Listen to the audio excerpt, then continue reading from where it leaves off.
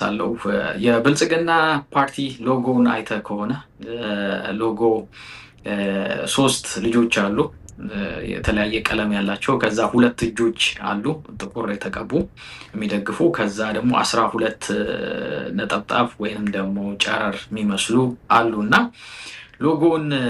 በምንነጋገርበት ሰዓት ላይ አስታውሳለሁ አዳማ ነበርና የተለያዩ የሎጎ ምርጫዎች ቀርበው ነበረ ጤፍ በለው ቡና በለው የተወሰኑ በተለያየ ምክንያት እነሱ እንትን ተጣሉና ዊዝን ፓርቲ ውስጥ ከነበሩ ሰዎች ይነሱ የነበሩትን ነገር አስታወስከኝ 12ቱ ጨረሮች 12ቱ ሐዋርያቶች ናቸው አይደል እንዴ እነዚህ ሶስቱ ሰዎች ደግሞ ሶስቱ ስላሴ ማለት ነው እነዚህ ጥቋቁ ሁለት እጆች ደግሞ እነማን ናቸው የሚል ጥያቄ ተነሳ ማለት ነው ይሄ ጥያቄ ተነሳበት ፕሪሰፖዝ የሚያደርግባቸው ነገሮች አሉ አንደኛ ሎጎ ከአንድ ቤተል ቸርች ጋር በጣም ስለሚመሳሰል ሁለተኛ ላይ የፕራይም ሚኒስተር አብይ አህመድ የፕሮቴስታንት እምነት ተከታይ እንደሆኑ ራሳቸው ስለተናገሩ ከዛ ጋር በማገናኘት ደግሞ በተለይ ደግሞ የፕሮስፔሪቲ ጎስፔል የሚባል ኦፍ ኮርስ ፕሮስፔሪቲ ጎስፔል የሚባል የለም ቴዎሎጂካሊ ማለት ነው ማለት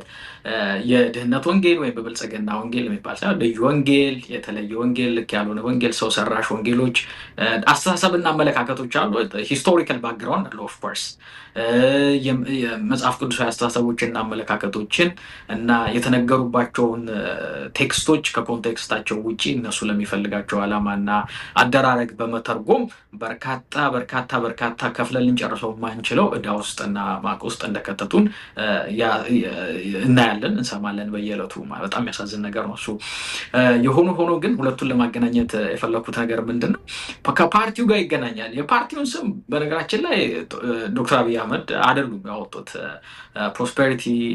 ፓርቲ አቶ ብናልፍ አሁን የአሜሪካን አምባሳደር እና በፊቱ ምክትል ጠቅላይ ሚኒስትር እና የውጭ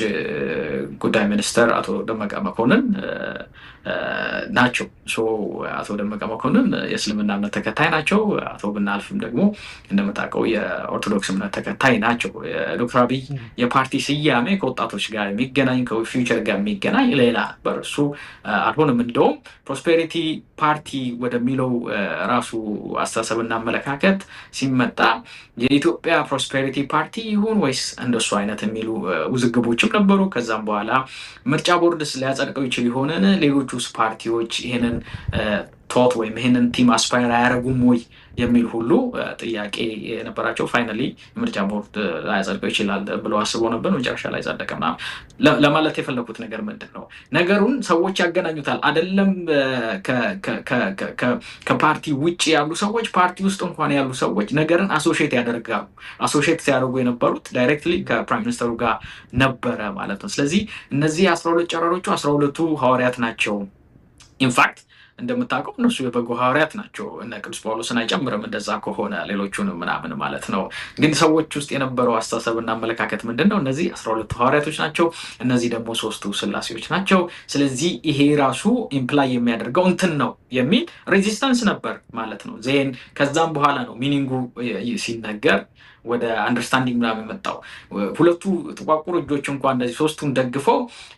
ይሄ ማን ነው የሚደግፈው አቃፊነት ነው ሲባል ማን ነው አቃፊ ማን ነው ታቃፊ ኦሮሞና አማራ ነው የሚያቅፈው ሌሎቻችን ታቃፊ ነን የሚል ሁሉ ጥያቄ ነበራቸው ማለት ነው እንደሱ ማለት አይደለም ወደሚል ኤክስፕላኔሽን ሁሉ ውስጥ ተገብቶ ኤክስፕሌን ተደረገላቸው እሱን ለማለት ፈልጌ አይደለም